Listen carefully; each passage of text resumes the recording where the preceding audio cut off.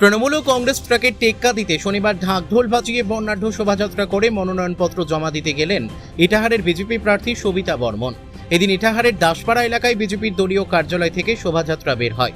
এরপর 50টি ঢাক বাজিয়ে হুটখোলা গাড়িতে সমগ্র ইটাহার সদর এলাকা পরিক্রমা করে বিজেপি প্রার্থী। শোভাযাত্রায় অংশ নেয় ইটাহার বিধানসভার প্রায় কয়েক হাজার কর্মী সমর্থক।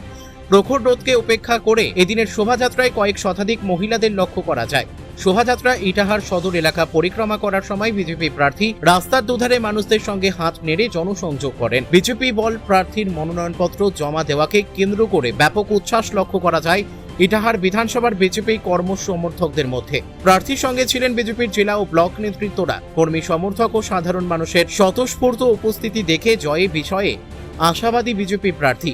মূলত লাগামহীন দুর্নীতি ও নারী নির্যাতনের হাত থেকে বাংলাকে বাঁচাতে বিজেপিকে ভোট দেওয়ার আহ্বান জানান বিজেপি প্রার্থী।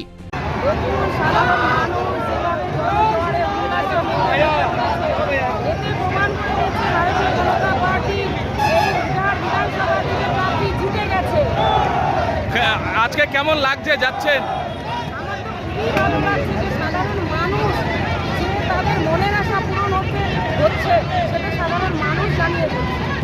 কি বার্তা দেবেন সাধারণ মানুষের উদ্দেশ্যে?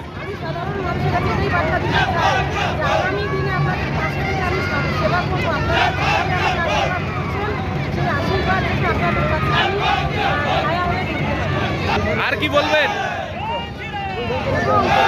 পশ্চিমবঙ্গকে সাধারণ মানুষকে বলতে চাই, বাংলাকে বাঁচাতে চাই, সুস্থ